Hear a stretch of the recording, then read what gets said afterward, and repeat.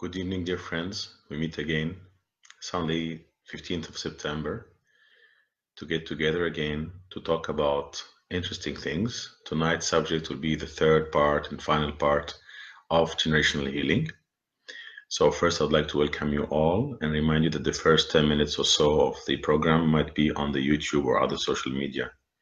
Thank you, Stephanie. Thank you, Brian Soleil and Timia for joining.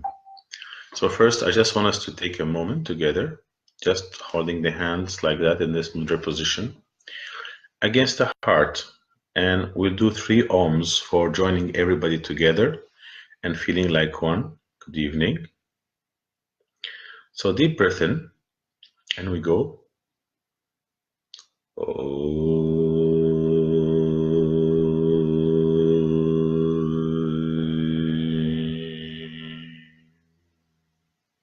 And again.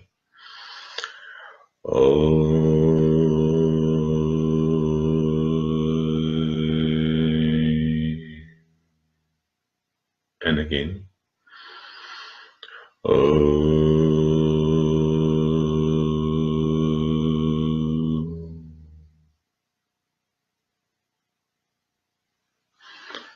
Thank you all for joining tonight. So it is very important that you are here tonight, and I'm very grateful to you, because by being here tonight, you defeat all these people of small souls, of small spirit, who tell you, we are only a few, we cannot make any change to this world, what can we do?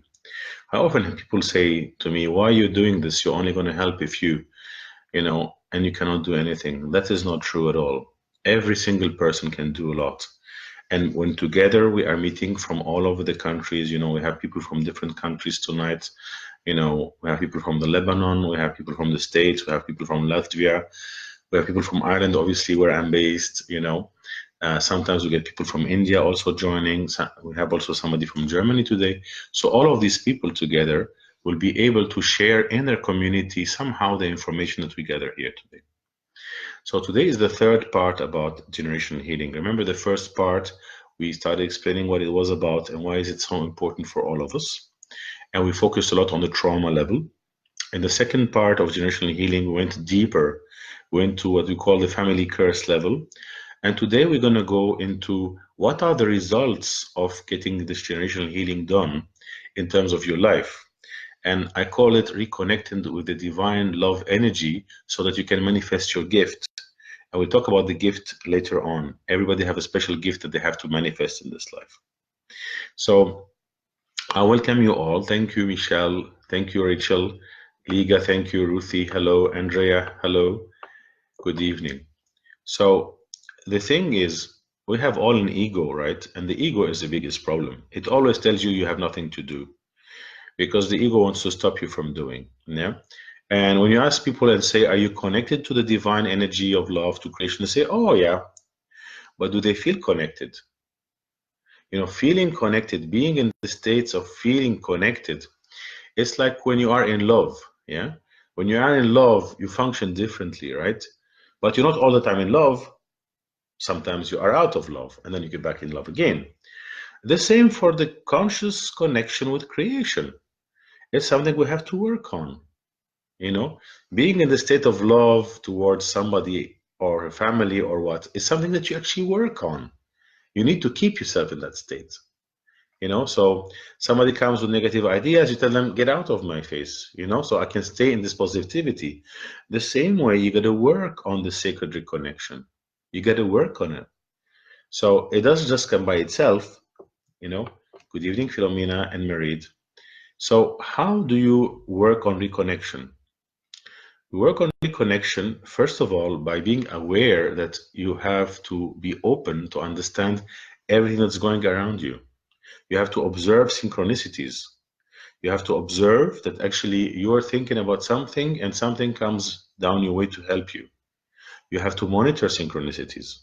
Yeah? And you have to understand how they're doing. And you have to observe them with amazement. Wow, this is happening, yeah?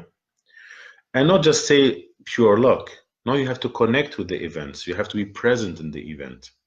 You have to understand why something happens, what was there before. Yeah? So you get into the bath, you get into the field of understanding what is happening.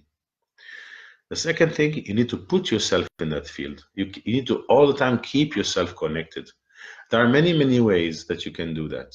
There are many, many ways, yeah? One way I do it is every night I light a white candle and I do a connection, I do a prayer of my own, yeah? So in your own language, in your own culture, in your own understanding of it, just light a white candle every night and just connect. And just say, I just want to connect. You don't have to do anything else. You just have to feel this thing in your heart, yeah? And the connection happens when you start feeling really at ease, really joyful, really just happy. But you don't feel it in your mind. It's not the mind thinking you, I'm just happy and I'm wired, you know. Many people are wired. A majority of people are wired. In their mind, they think they're very happy.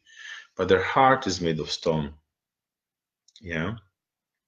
So the third thing, cultivate the heart. So how do we cultivate the heart, lovely ladies and gentlemen? How do we cultivate the heart? Hi, Catherine. Thank you for joining. Hi, Jackie. Thank you for joining. How do we cultivate the qualities of the heart? And what are the qualities of the heart?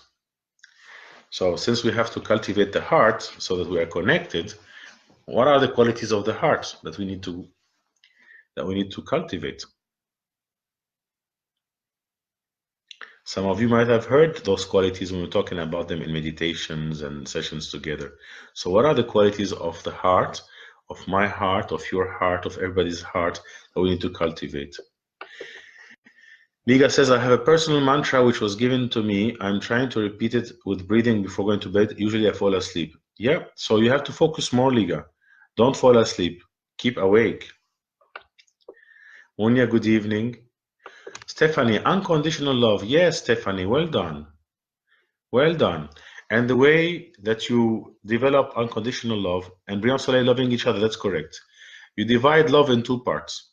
So you say to your heart, I want to love myself and I want to love others. I want to be loving for myself and I want to be loving for others. So always for me and for others, because there's enough for everybody, right? You cannot love yourself if you don't love others, and you cannot love others if you don't really love yourself, right? So I love myself and I love others. So tonight I love myself because I'm here and I love you because you're here. Yeah. So love, unconditional love, sharing love is one. Stephanie, forgiveness. Stephanie, you are flying it. Stephanie, forgiveness. Yes. The second quality is forgiveness. And again, forgiveness for myself and forgiveness for others. I forgive myself for what? What do you need to forgive yourself for? Tima said doing good deeds and acceptance. That's correct. And legal acceptance. That's correct. We'll get there in a second. But what do you need to do about forgiveness? Why do I need to forgive myself? For what?